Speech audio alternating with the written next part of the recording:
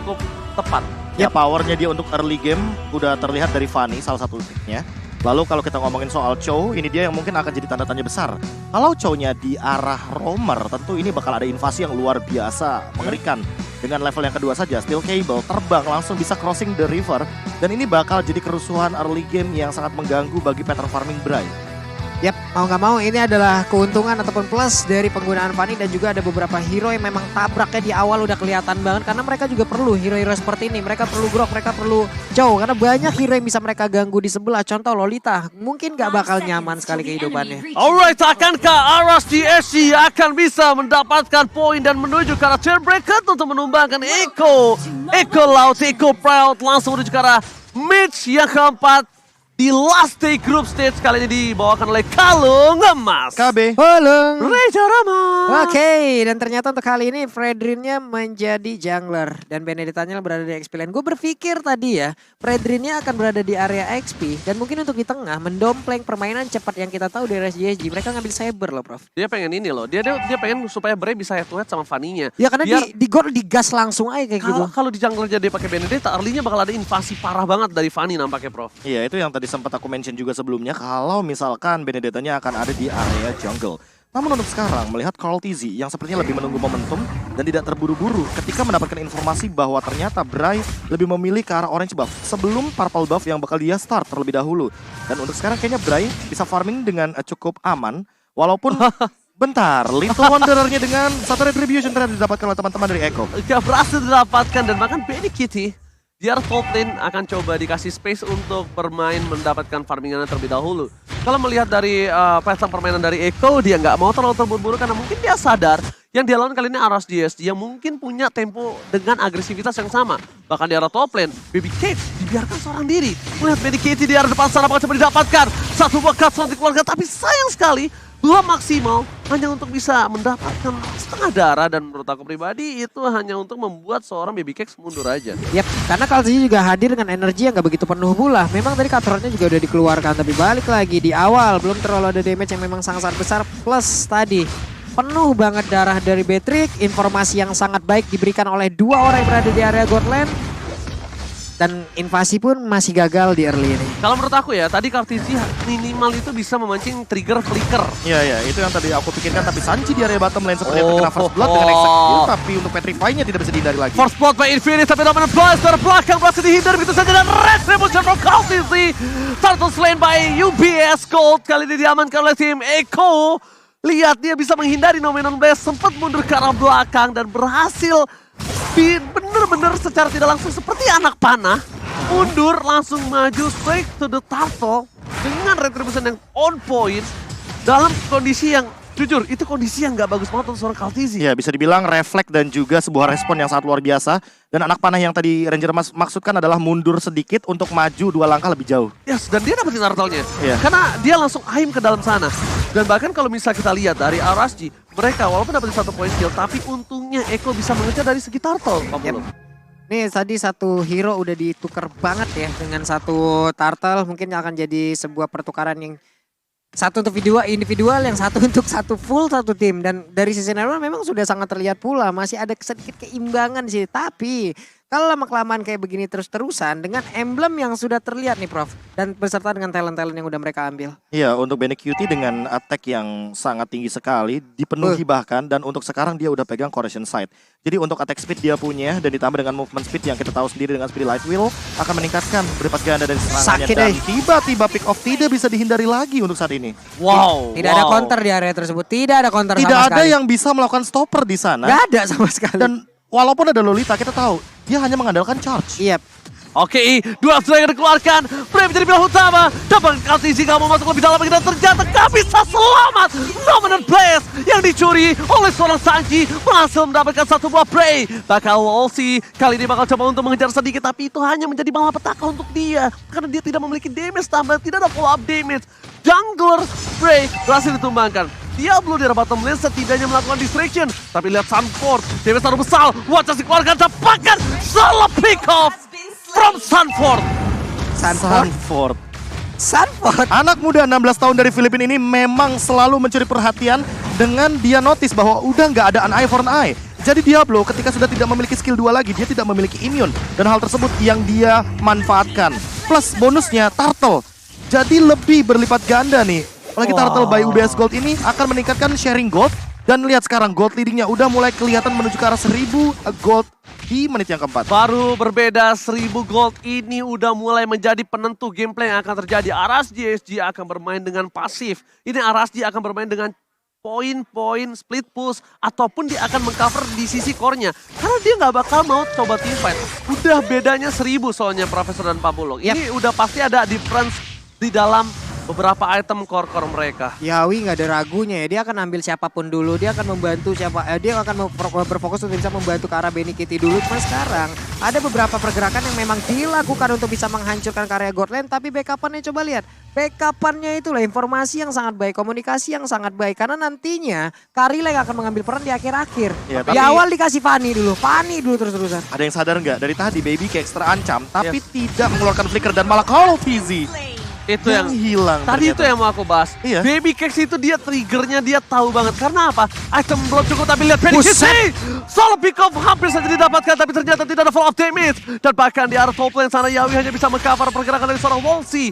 Benny Kitty telah berhasil kehilangan satu buff flicker bersama dengan Baby Cakes dan Profesor KB. Kali ini lihat di arah purple buff-nya dari seorang Kaltizi akan kehilangan dan ternyata tidak. Masih sempat selamatkan, tepakan dikembalikan kanannya. Double kill didapatkan oleh tim Eko. Arasji telah mengamankan jungle dari Eko tapi mereka nggak mau ngelepasin begitu aja. Kaltizi tiba-tiba datang dan sempat-sempatnya mereka berhasil mendapatkan purple buff-nya. Ini Wow. invasi yang terinvasi sih jatuhnya. Iya kan? Iya benar-benar. Ketika niat dari Bray adalah menghentikan bagaimana rotasi daripada Carl Fizzy dengan menggunakan purple buff. Nah, Ternyata di sisi lain, purple buff-nya malah di tangan dari Carl Fizzy itu sendiri dan tidak terambil oleh Bray. Sehingga hal inilah yang membuat RSC Singapura jadi rugi ketika mereka melakukan invasi.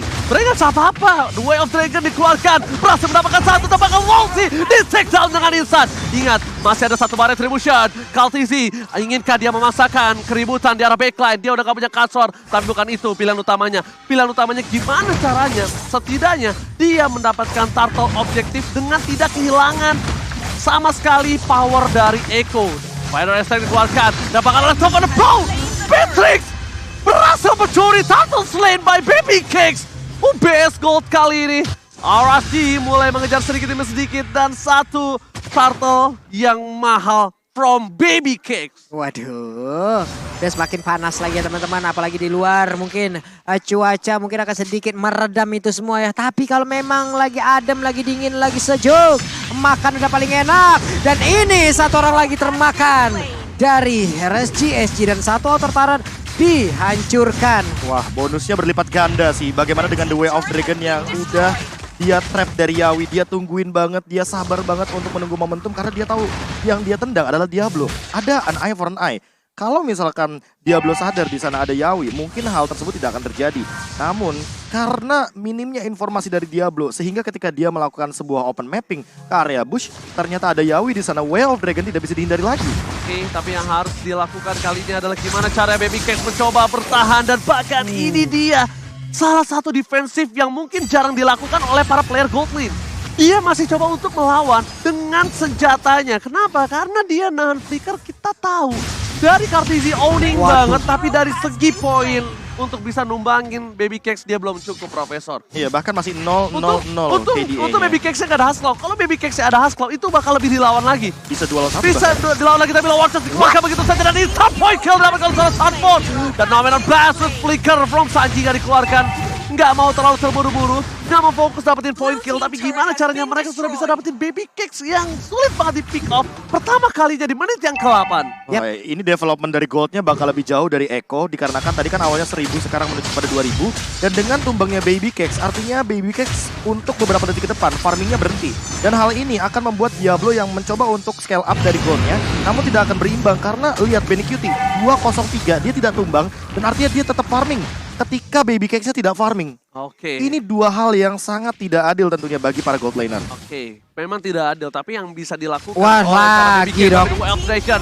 Bray, ketika ada satu bolot, ini menjadi salah satu bencana. Saji masih memegang satu monumental blast, akan coba dibalikan kembali kalahnya. Alex Nova Pro Petrify. masih mendapatkan Benny still survive, tapi tidak terlalu lama. Membalikan kembali keadaan yang dimiliki dari tim Aros GSG. Mereka langsung mengusir mundur. Patrick, Baby Cake, can you save the day? Dapatkan looking for triple kill yang di cancel oleh Sanford. Sang bocah ajaib 16 tahun kembali meredam permainan dari Aros GSG. Oke, what? Hampir saja, dan ini membuka sebuah kemungkinan yang sangat besar. Tapi Power of Netherite pun tadi belum bisa menghilangkan langsung ke arah dari Lolita. Hanya saja tadi pertempuran yang memang Yawi gak ada ragunya sama sekali, Prof.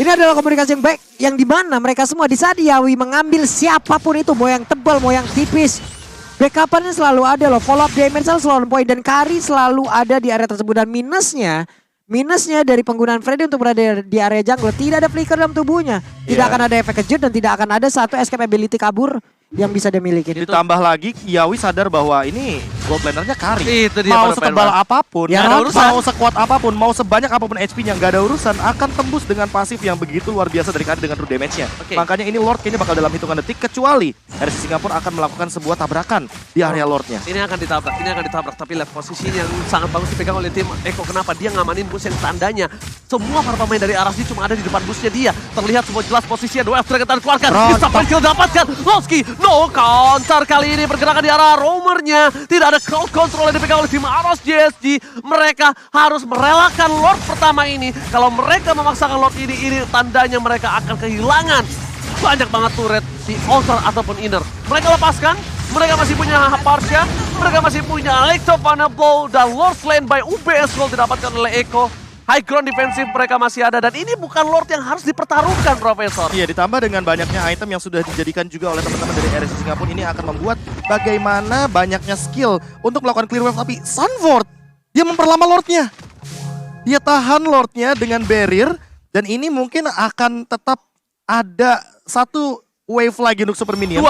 Harusnya dua. Kalau sampai nanti detik ke-11 untuk sekarang. Oke, The Wild Dragon, Purify Gaming, tapi Cutthroat is on point. Burungnya tersobek dan pakai Diablo mencoba untuk menyelamatkan dengan satu monumental blast bersama dengan Electrophanable Pro. Dibalikan kembali keadaannya di belakang free hit, dan Diablo masih bisa bertahan hidup yang tidak terlalu lama dengan tembok 1x24 jam dikeluarkan oleh Sanford. Sang bocah ajaib, Profesor KB. Jujur, di match kali ini Sanford benar-benar menjadi salah satu highlight menurut saya. Wah, ini luar biasa sekali memang permainan daripada Sanford sendiri ketika dia membawakan sebuah barrier yang sangat unpredictable untuk bagaimana cara pembukaannya dia. Dan Benny Cutie, dia tinggal lempar untuk serangan basic attack-nya dia. Hanya untuk melakukan sebuah eksekusi. Dan untuk saat ini pun masih di cover, lihat di depan sana. Masih ada Sanford, dan bahkan masih ada barrier harusnya Pak Pulung. Oke, ini dia ada satu momentum lagi yang tercipta di mana satu base turretnya berhasil dihancurkan di bawah. Pertempuran barusan terpisah, tapi untungnya di awal pemilihan IMU-nya tepat banget sih, Prof. Tepat banget, dia mengambil ke arah dari 16 di mana ada satu Way of Dragon duluan ya, semuanya terpancing. Di follow up, Di follow up 16-nya masuk, udah. Parsianya kena lagi duluan. Ditambahkan dengan satu, ya itu dia high ground defender. Walaupun ada Diablo sekalipun, tapi Diablo ini kan kayak langsung merelakan tubuhnya dia ke depan dengan Electro Final Blow. Kalau nggak ada Iron Eye, dia bakal tertangkap. Dan ini yang harus dihindari juga. Karena apa? Karena kelemahan dari Diablo, walaupun dengan damage deal di urutan kedua, dia itu sangat berbahaya sekali ketika bertemu dengan DPS yang tinggi. Kari DPS-nya tinggi banget. Tapi problemnya adalah sekarang satu nih. Busnya tuh jangan sampai dia kalah bus tuh dari Aras GSG. Dari tadi, Aras GSG, dia megang bus. Tapi bus yang sudah diketahui oleh tim Eko, karena sisa lain busnya udah diamanin oleh beberapa player tim Eko. Malah pahamku melihat RC Singapura jangan masuk ke dalam area jungle. Ya, Karena mereka punya Varsha, mereka punya Benedetta, mereka punya Beatrix. Ini 3 hero, clear wave minion ini cepat. Main aja di dalam high ground. Ketimbang main di area jungle tiba-tiba ditabrak sama groknya Sanford. Apalagi buat sekarang kan Wild Charge sudah bisa barengan sama Flicker. Iya. Wah, itu bisa jadi surprise attack itu. dan bahkan lihat dari tadi walaupun dia main di, kalau mau main di jungle dengan catatan, oke jungle-nya udah dipastikan dulu nih aman, Be. Pakai Magic Sentry minimal. Karena dari tadi dia udah tahu nih berpusat di tengah, oke. Karena sisi kiri, sisi kanan Lordnya udah dimegang sama Eko. Kemana lagi? Cuma satu pintu masuknya. Gak ada lagi yang bisa dilakukan. Dan lagi-lagi selalu ditahan untuk wave minionnya biar jadi lebih banyak. Dan mau gak mau teman-teman dari RC Singapura ketika berusaha mendapatkan Lord, mereka harus melihat bahwa bottom lane-nya terdorong oleh Sanford. Dan bahkan Lord kembali dipegang kali ini. Selamat datang Bapak Luas yang terhormat. Sudah kembali lagi ke Land of Town dengan perbandingan gold 6.000 gold yang cukup jauh. Kaltisi bahkan Blade of Despair telah di tangan dia. Tim dari RSG mencoba untuk melakukan clear terlebih dahulu, tapi lihat wave di arah bottom lane-nya. Jangan sampai dia lupakan, ini minion tetap bergerak bersama dengan satu wave lainnya. Wave Dragon belum dikeluarkan karena Yawi tahu siapa yang akan dia tendang. Down flash, bakal coba di pop-up. Berhasil melakukan satu, dibalaskan dengan seorang Losi. Flicker tidak berhasil mendapatkan apapun. Lord belum terreset, masih dipegang oleh seorang Bright. Tapi lihat Kartizi lebih fokus menuju ke arah purple buff-nya. Karena Sunford akan menjadi pilihan utama. Ditutup Fedora Strike-nya. Ini bukan tim fight yang sangat baik. Split sangat coba dilakukan oleh Fanny di arah bottom lane dan bahkan dikejar. Wow! One shot from Sunford menutup para pemain tim Arasi untuk pulang. Dan bahkan Kartizi fokus ke arah base dan Echo take the game! Baru kita bilang di 1 menit setengah sebelum pertandingan di Lord itu mulai, ini bottom lane-nya bahaya. Iya. Aku udah bilang kalau ini nggak bisa dibiarin. Kita udah bilang ya. Diablo udah mencoba untuk ke area bottom lane, tapi dihadang di sana. Sehingga mau tidak mau dia harus melanjutkan untuk team fight-nya. Dan tidak ada yang melihat kemana kalau